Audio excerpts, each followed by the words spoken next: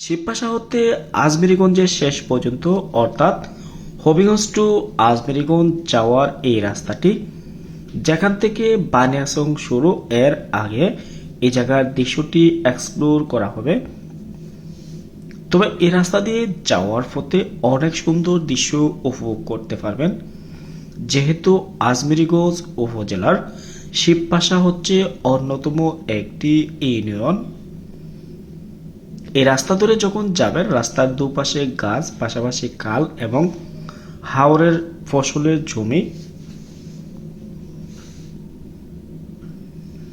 আঁকাবাঁকা রাস্তার সৌন্দর্য সবকিছু মিলিয়ে এই রাস্তার সৌন্দর্য উপভোগ করার মতো। তবে এই রাস্তার পাশে অনেকগুলো মসজিদ এবং শিক্ষা প্রতিষ্ঠানের দেখা মিলে।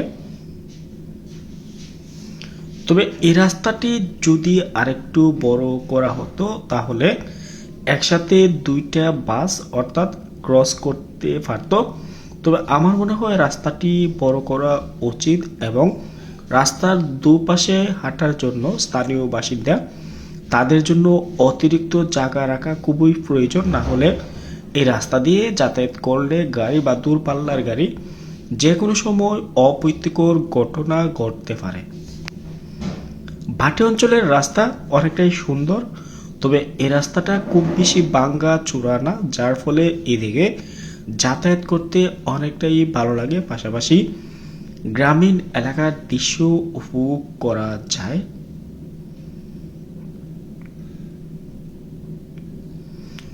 যারা যারা এদিকে নিয়মিত আসা যাওয়া করেন অবশ্যই আপনাদের অভিজ্ঞতা আছে।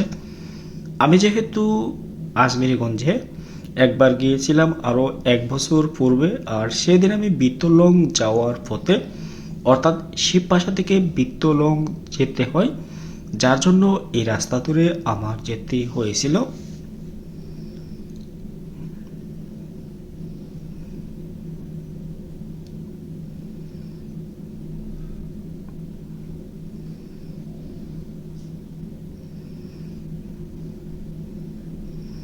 তবে এদিকে অনেকগুলো গ্রাম রয়েছে, যেহেতু আমার সবগুলো এলাকার নাম মনে নাই, তার জন্য ভিডিওতে গ্রামের নামগুলো ডিসক্রাইব করতে পারবো না। তবে জনপ্রিয় যে জায়গাগুলো সেগুলোর নাম অবশ্যই আমি বলবো। আমি এখন যেখানে আসছি এই জায়গাটি হচ্ছে পশ্চিমবাগ। এখানে একটি মাঠ রয়েছে, বিশাল বড় মাঠ। এখানের মধ্যে দুইটা গাছ আমার খুব ভালো লেগেছে। এই গাছগুলো বেশ সুন্দর এবং বিশাল মাঠ, সবকিছু মিলিয়ে যে সৌন্দর্য আসলে উপভোগ করার মতন। কালের মধ্যে ব্রিজগুলো দৃষ্টি কাড়ে, যেহেতু নদী বা খাল, এই বাটি অঞ্চলের খালগুলো অনেকটাই বড় হয়ে থাকে, আর এদিকের ব্রিজগুলো অনেক লম্বা বানাতে হয়। সবকিছু মিলিয়ে যে সৌন্দর্য পারফেক্টলি উপভোগ করতে পারবেন। আর যদি হাওরের মধ্যে বা হাওরের রাস্তা ধরে ঘুরতে যান অবশ্যই আপনার ভালো লাগবে।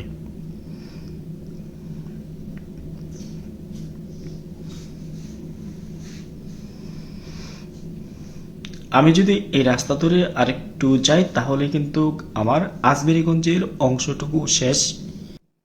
তারপরে শুরু হবে বানিয়াচং উপজেলার সীমান্ত, অর্থাৎ এই রাস্তা ধরে বানিয়াচং টু আজমেরীগঞ্জ, আজমেরীগঞ্জ টু বানিয়াচং এবং হবিগঞ্জে যেতে পারবেন।